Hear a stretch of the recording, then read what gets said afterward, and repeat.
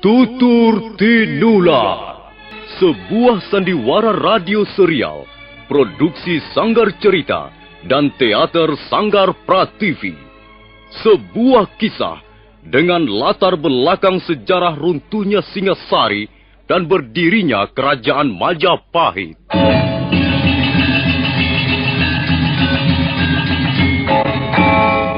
Kali ini mempersembahkan episode ke-10 dengan judul Pemberontakan Rangga Lawe.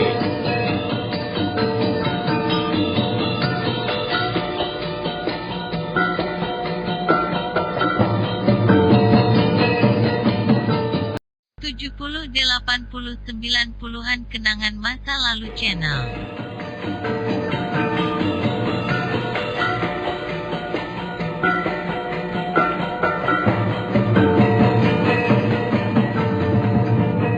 Dalam seri ke-281 ini, didukung oleh para pemain, Eli Ermawati sebagai Mesin, Yanuar sebagai Ratanca, Herman sebagai Wongin, dan Asdi Suhastra pembawa cerita. Selamat menikmati. Kakak Mesin. Ratanca menghentikan langkahnya. Dia melihat seorang wanita duduk di tepi pantai. Pandangannya jauh ke arah laut lepas. Rambut wanita itu berkibar tertiup angin laut yang sejuk. Dengan perasaan ragu-ragu, Ratanca melangkah mendekati wanita tersebut. Dia masih belum yakin apakah wanita itu adalah Mesin, wanita yang dicarinya. Kakak Mesin. Wanita itu seperti terkejut, kemudian menolehkan kepalanya ke arah Ratanca. Nampak sebuah wajah yang murung. Wajah seorang wanita cantik yang sepertinya diliputi mendung kesedihan berwarna kelabu. Mengapa kau masih berdiri di situ, Ratanca? Kemarilah. Oh, Kakak Mesin. Kukira bukan Kakak Mesin, tapi wanita yang lain. Apakah aku nampak seperti seseorang yang lain? Iya. Soalnya Kakak Mesin hanya diam saja. Duduk, diam seperti patung menghadap ke arah laut. Sudah beberapa kali saya memanggil, tapi Kakak Mesin masih juga diam saja. Saya jadi ragu-ragu, Kak. Saya kira bukan Kakak Mesin. Maafkan aku, Ratanca. Maafkan kalau aku tidak mendengar suaramu. Kakak Mesin pasti sedang melamunkan sesuatu. Iya, bukan? Apa yang Kakak Mesin lamunkan? Hatiku sedih setiap kali memandang ke tengah laut, Ratanca. Kalau begitu, janganlah Kakak Mesin pergi ke tepi pantai, supaya Kakak Mesin tidak memandang laut. Itulah anehnya, Ratanca. Aku sendiri tidak pernah mengerti. Hatiku sedih setiap kali memandang laut. Tapi aku tidak pernah bisa menolak setiap kali datang keinginanku pergi ke tepi pantai. Akhirnya, aku terpaksa memandang ke tengah laut lepas. Ada apa di tengah laut lepas sana, Kakak Mesin? Sepertinya tidak ada apa-apanya. Hanya air saja yang ada. Air yang bergelombang tak henti-hentinya. Sekalipun kau belum tentu akan bisa memahami. Baiklah, kukatakan juga padamu, Ratanca. Jika aku memandang laut, aku merasa diriku menjadi sangat kecil. Laut itu sepertinya merupakan suatu bentangan raksasa yang telah memisahkan diriku sekarang ini dengan masa lampauku. Jika aku melihat gelombang laut di tengah sana, sepertinya aku menemukan sebab mengapa aku sekarang ini berada di tempat ini. Kakak Mesin pernah menceritakan bahwa kakak berasal dari negeri seberang. Benar, Ratanca. Negeri leluhurku adalah negeri seberang. Letaknya jauh dari sini. Lihatlah ke depan sana itu. Bentangan air yang berwarna biru. Itulah yang membatasi daratan Pulau Jawa ini dengan negeri Kakak Mesin. Kakak Mesin tentunya sudah rindu sekali ingin pulang ke negeri seberang. Tentu saja. Setiap orang akan merindukan tanah kelahirannya, Ratanca. Tapi apalah artinya kerinduan itu? Kita harus belajar untuk menerima kenyataan. Oh ya, Ratanca. Ada apa kau mencariku? Bapak Wong yang menyuruhku, Kakak Mesin. Kata Bapak Wong, Kakak Mesin belum sembuh benar. Kakak Mesin disuruh pulang ke pondok. Baiklah, mari kita pulang, Ratanca. Kasihan Bapak Wong. Beliau sudah banyak menolong kita. Beliau adalah seorang tabib yang berhati mulia. Marilah kita pulang. Bapak Wong tentu sudah cemas menunggu kedatangan kita. Ayo, Ratanca. Mari, Kakak Mesin. Meisin segera melangkah meninggalkan pantai. Tangannya yang lembut menggandeng pundak Ratanca yang berjalan di sebelahnya. Mereka berdua berjalan di sela-sela pohon pantai yang bertebaran di sekitar tempat itu. Sekali waktu mereka menyeberangi rumpun semak belukar. Dan pada saat yang lain, mereka melangkah mendaki sebuah tanjakan bukit kecil. Ada apa, Kakak Meisin? Ada apa?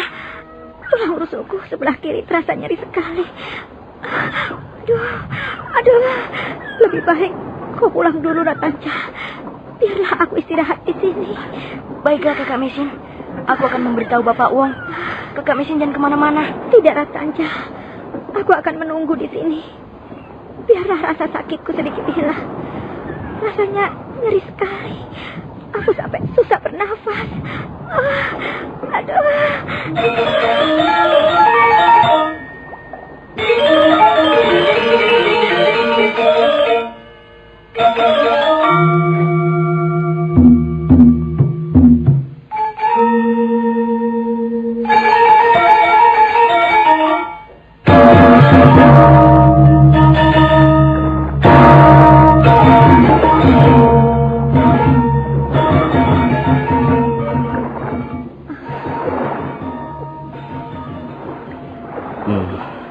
Bagaimana rasanya sekarang, Nona Meisin? Rasa nyeri itu sudah jauh lebih berkurang, Bapak Wong. Oh, Tapi sepertinya tubuh saya lemah sekali. Apakah kira-kira penyakit saya ini bisa disembuhkan, Bapak Wong? kita akan mengusahakannya, Nona Meisin. Penyakit sudah merupakan perabot dalam kehidupan manusia. Semua manusia pasti, entah sekarang atau besok, ya, atau entah kapan, pasti akan mengalami sakit. Dan manusia hanya bisa mengusahakannya agar sembuh dari penyakitnya. Sedangkan kesembuhan sebenarnya berasal dari Sang Maha Penentu yang Maha Kuasa. Sudahlah. Nona Meisin tidak perlu merasa cemas. Serahkanlah segala-galanya kepada takdir. Serahkanlah segala-galanya kepada kehendak Sang Pembuat Nasib. Baik, Bapak Wong. Memang tak ada jalan lain kecuali menyerahkan diri kepada Sang Pembawa Nasib. Bagus. Saya kira nasihat Bapak Wong sangat bijaksana. Terima kasih, Bapak Wong. Bagus sekali. Nona Meisin adalah seorang wanita yang sangat tabah. Saya yakin Nona Meisin suatu ketika dapat disembuhkan. Marilah kita berdoa saja. Mudah-mudahan saya diberi petunjuk, diberi ilham agar mendapatkan cara untuk mengobati Nona Meisin. Rupanya tadi saya sudah pingsan cukup lama, Bapak Wong. Apakah benar demikian? Ketika berjalan bersama Ratanca, tiba-tiba tulang rusuk saya terasa sakit, nyeri sekali. Dan ketika tengah istirahat, kepala saya menjadi pusing. Kemudian saya tidak ingat apa-apa lagi. Nona Meisin memang pingsan cukup lama. Saya dan Ratanca lah yang menggotong tubuh Nona Meisin sampai ke pondok ini. Saya malu sekali, Bapak Wong. Saya di sini hanya merepotkan saja. Mengapa Nona Meisin sampai hati berkata begitu? Saya adalah orang tua, Nona Meisin. Dan saya adalah seorang tabib. Tugas seorang tabib adalah memberikan pertolongan kepada orang-orang yang menderita sakit. Sudah sepantasnya saya menolong Nona. Janganlah berkata begitu, Nona. Saya sama sekali tidak merasa kerepotan Nona berada di dalam pondok saya. Bahkan saya sama sekali tidak keberatan kalau Nona ingin tinggal di pondok saya untuk seterusnya. Terima kasih sekali, Bapak Wong. Budi baik Bapak Wong tidak akan saya lupakan seumur hidup saya. Nah, saya sudah meramu obat-obatan. Silakan diminum. Setelah itu Nona boleh beristirahat malam ini. Nona memang harus banyak istirahat. Jika Nona merasa sumpek berada di dalam pondok dan ingin berjalan-jalan keluar, ajaklah Ratanca. Iya, Bapak Wong. Terima kasih atas perhatian Bapak Wong yang besar terhadap diri saya.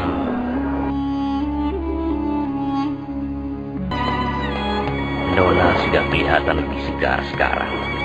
Bukankah begitu, Ratanja? Iya, Bapak Wong. Kakak Mesin sudah mau makan banyak.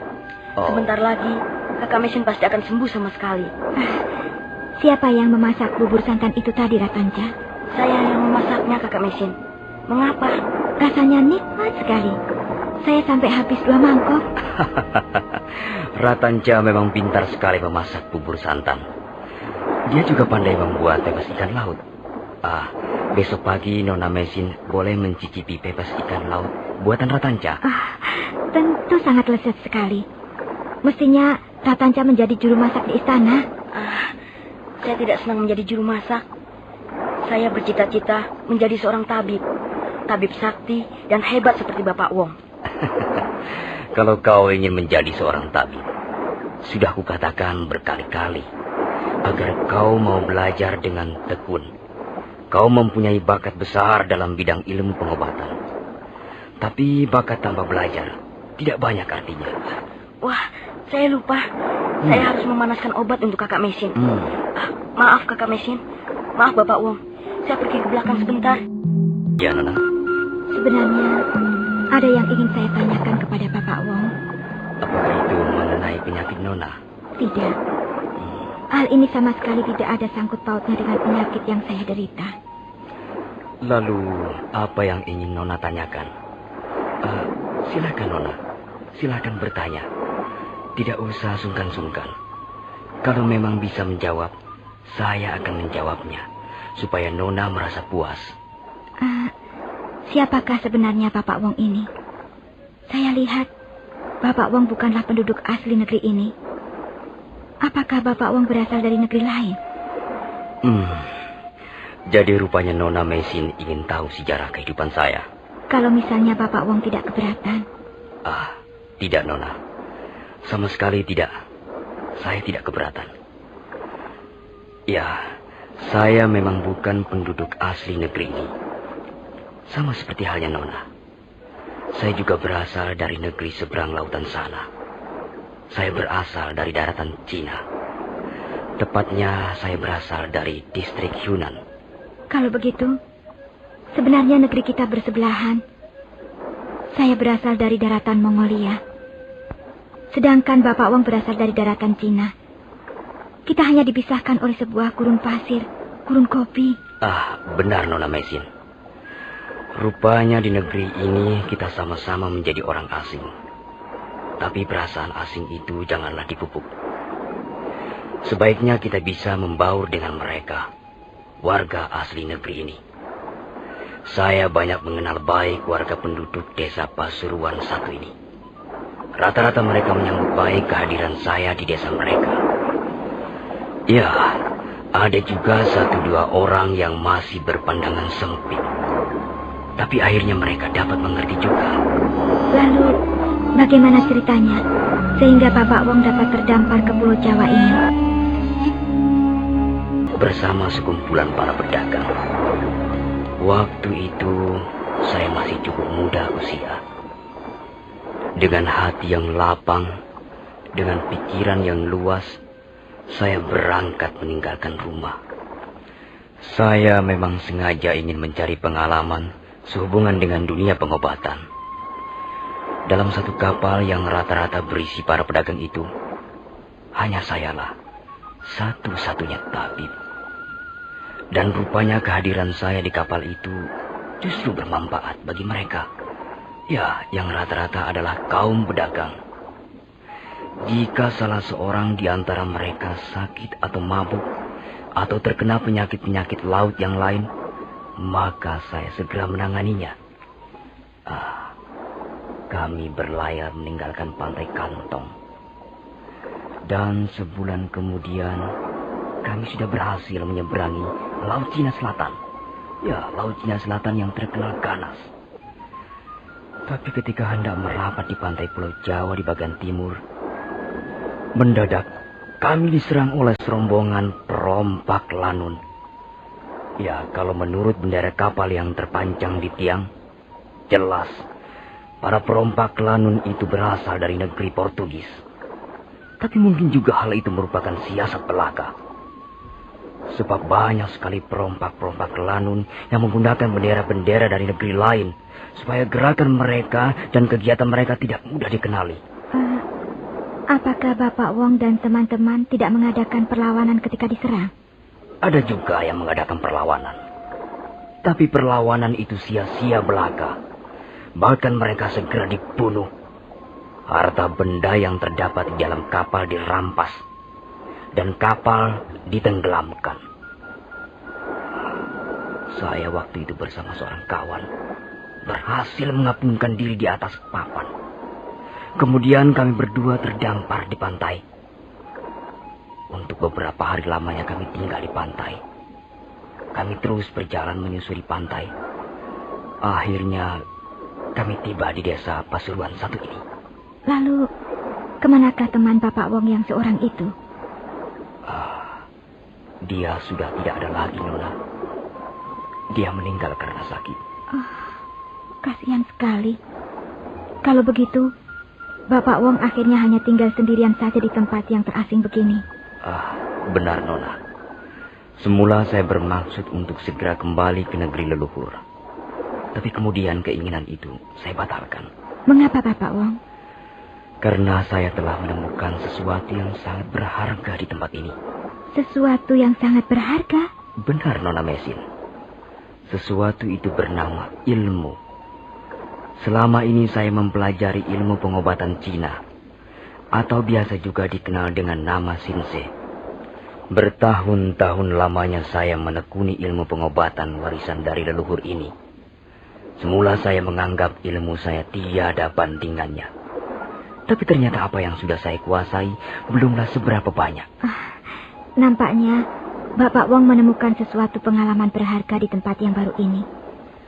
Apakah Bapak Wong bertemu dengan seseorang? Benar, Nona Mesin. Di tempat asing ini saya bertemu dengan seseorang. Pertemuan itu hanya sebentar saja. Baiklah, akan saya ceritakan dari awal mulanya. Secara kehidupan manusia memang aneh dan rumit. Manusia merencanakan, tapi yang Maha Kuasalah yang akan menentukan.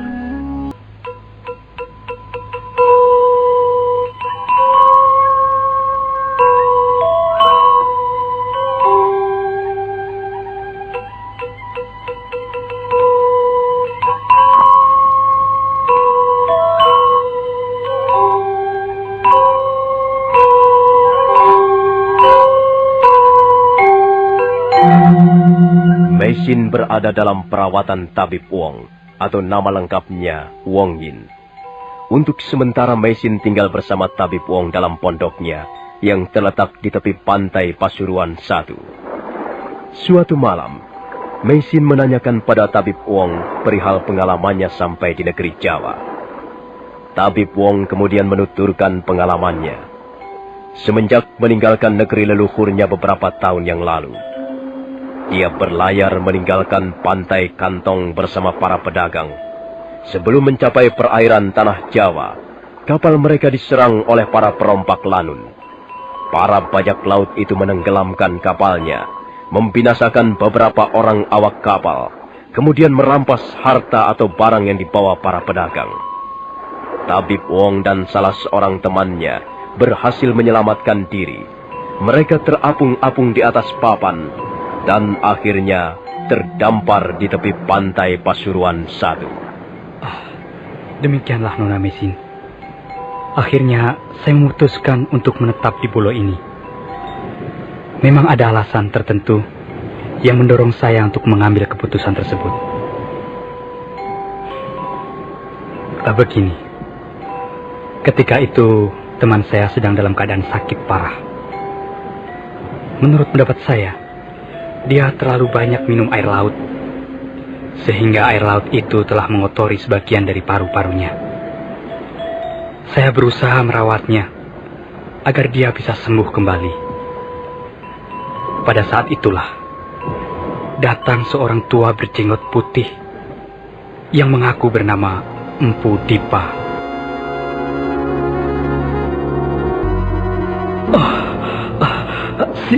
Siapakah Tuan? Tuan telah membuat saya terkejut. Maafkan saya, Tuan. Barangkali kehadiran saya terlalu tiba-tiba. Maafkan saya. Tidak apa, Tuan. Saya memang sedang sibuk merawat teman saya yang sedang terluka ini. Karena itu sudah tentu saya tidak menyadari kehadiran Tuan. Sakit apakah teman Tuan itu? Begini ceritanya, Tuan. Kapal kami diserang perompak Lanun. Kemudian mereka menenggelamkan kapal kami. Tapi untunglah, dengan mengapungkan diri di atas sebuah papan, kami berdua dapat terdampar di pantai ini. Tapi nampaknya temanku ini terlalu banyak minum air laut. Barangkali paru-parunya tercemar air laut. Sudah beberapa kali dia memuntahkan darah segar. Apa saja yang telah Tuan lakukan untuk menolongnya? Saya telah menotok beberapa bagian jalan darahnya. Saya juga telah memberinya ramuan obat-obatan ala kadarnya, Tuan. Nampaknya Tuan adalah seorang tabib. Benarkah demikian? Benar, Tuan. Saya adalah seorang tabib. Saya belajar ilmu pengobatan dari leluhur saya di negeri saya sana. Oh ya, bolehkah saya memeriksa teman Tuan sebentar? Maaf. Apakah Tuan juga seorang tabib? Tidak Tuan. Saya bukan seorang tabib.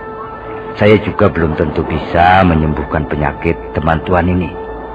Saya hanya ingin melihatnya sebentar. Ya, itu pun kalau Tuan memperbolehkannya. Kalau begitu, silahkan Tuan. Silahkan memeriksanya. Sudah sejak tadi dia belum juga sadar dari pingsannya, Tuan.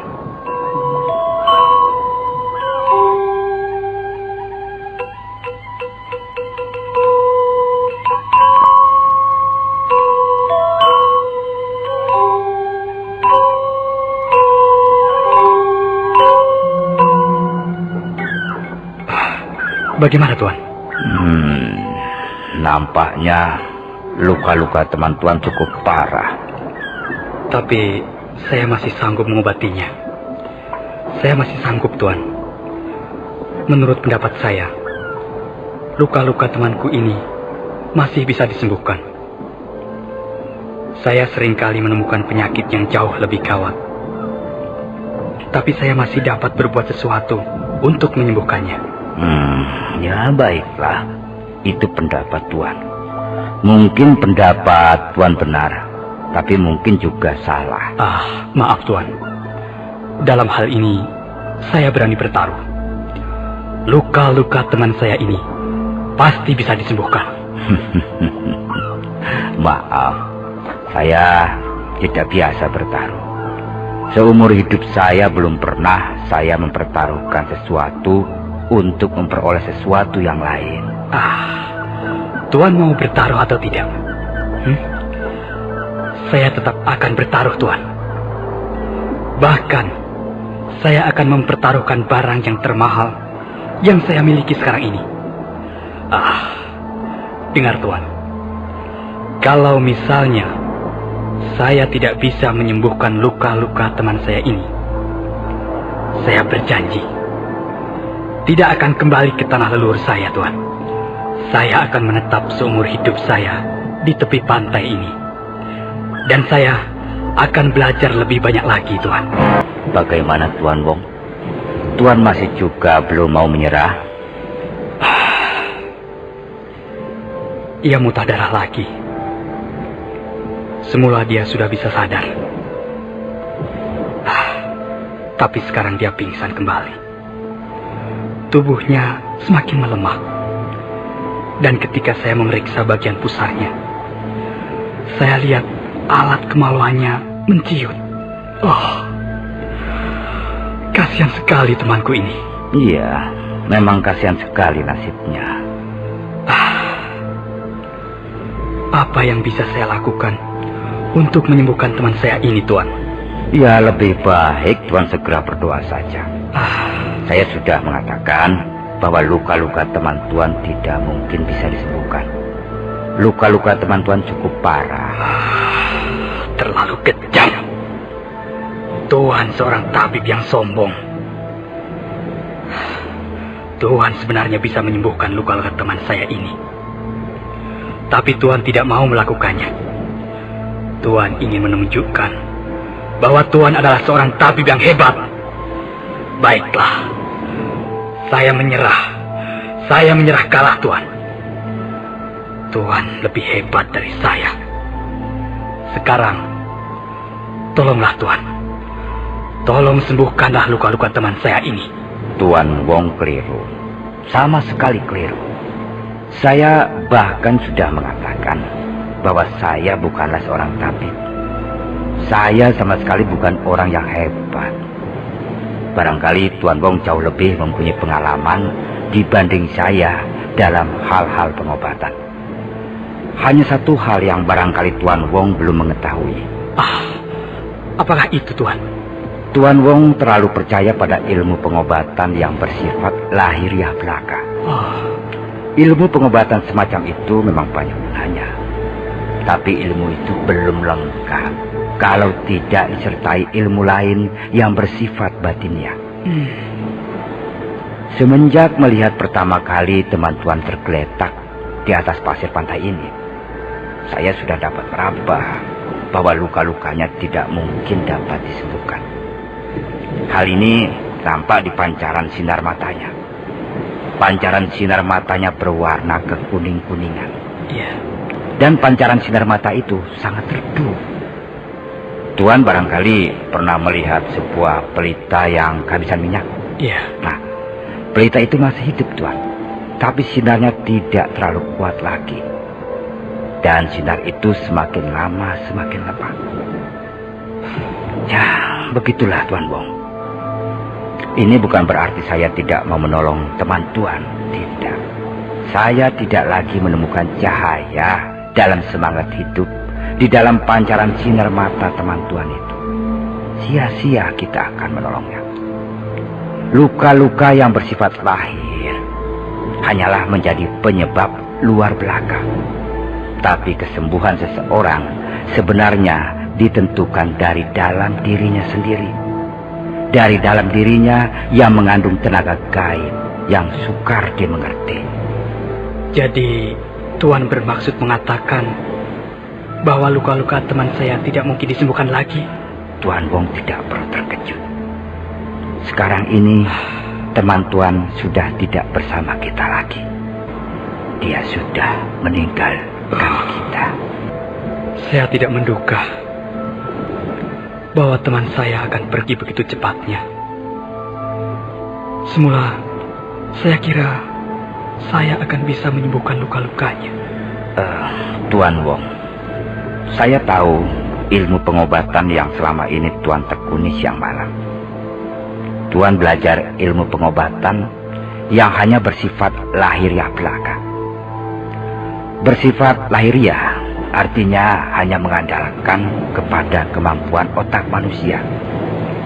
Ilmu pengobatan seperti itu di negeri kami dianggap belum lengkap, Tuan. Sebab manusia bukan terdiri dari akal pikiran semata-mata. Ada hal-hal yang tidak bisa dijamah ataupun didekati oleh akal pikiran manusia. Nah, hal-hal seperti itu di negeri kami dianggap barang gaib. Ya, Tuan barangkali tidak percaya kalau seorang tabib di negeri kami dapat menyembuhkan luka-luka akibat racun hanya dengan memberinya minum air putih. Bagaimana hal itu bisa terjadi, Tuan? Tuan Wong, kami penghuni tanah Jawa ini mempunyai pandangan hidup demikian, Tuan. Di dunia ini tidak ada sesuatu yang tidak mungkin terjadi. Ilmu pengobatan hanyalah merupakan sarana belaka.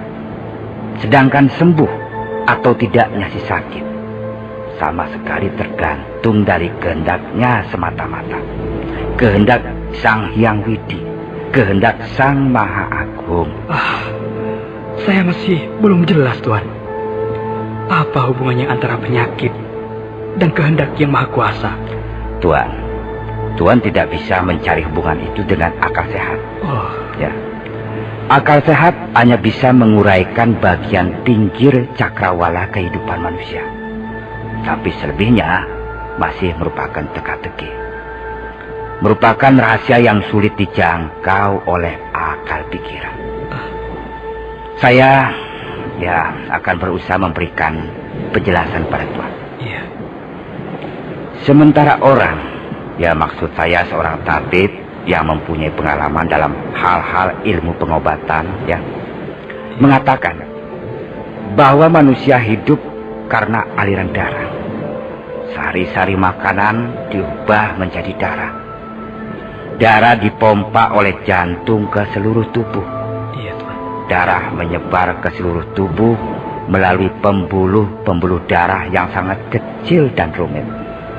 Nah, jika orang kehabisan darah, maka tubuhnya akan lemas dan orang itu akan mati. Benarkah demikian, Tuan? Ya, benar sekali, Tuan. Darah memang menjadi unsur yang paling penting di dalam tubuh manusia dengan seluruh kegiatannya. Nah, sekarang timbul satu pertanyaan. Siapakah yang membuat jantung berdenyut? Tentu saja aliran darah, Tuan. Nah, siapakah yang membuat aliran darah? Itu merupakan kerjasama yang rapi dan sempurna dari seluruh alat-alat tubuh, Tuan. Dan hal itu tidak bisa dipisahkan satu dengan yang lain. Semuanya merupakan rangkaian kerjasama yang menyeluruh.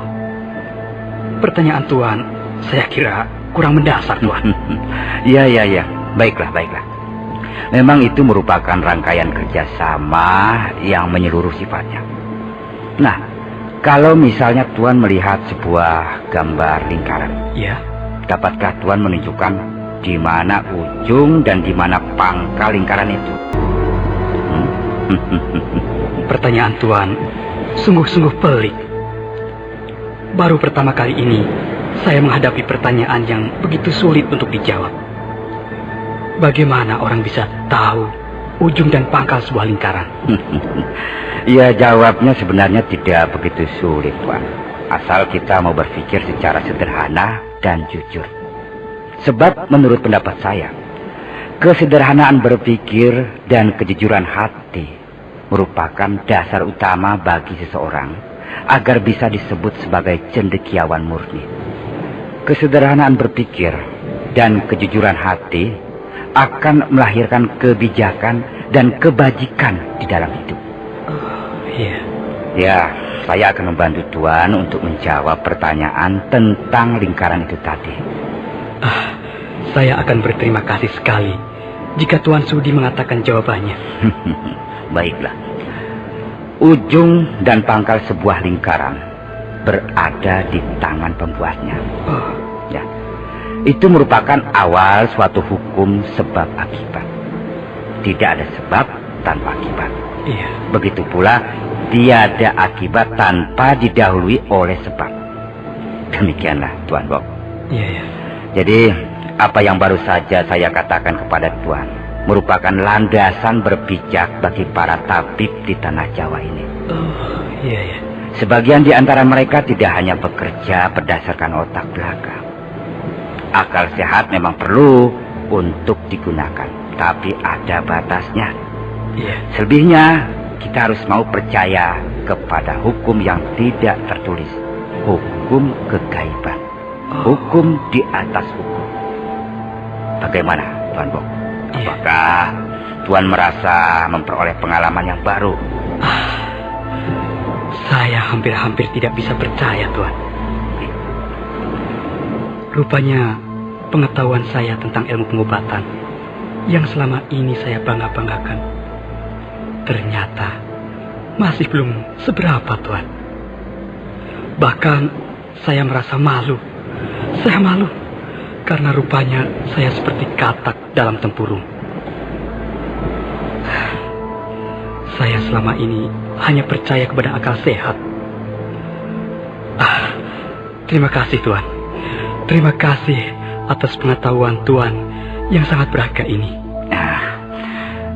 Saya tidak bisa lama-lama menemani Tuan di sini. Saya masih mempunyai keperluan yang lain. Tunggu Tuan. Siapakah Tuan ini sebenarnya? Maksud saya, siapakah nama Tuan? Nama lengkap saya Empu Sida Dipa Mahayana.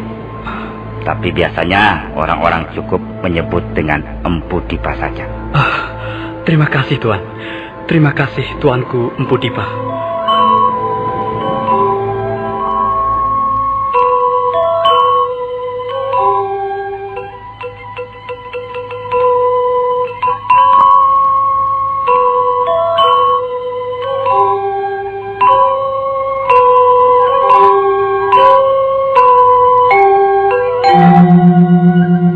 Tabib Wong merasa sangat terpesona mendengar kata-kata yang dilontarkan oleh Empu Dipa.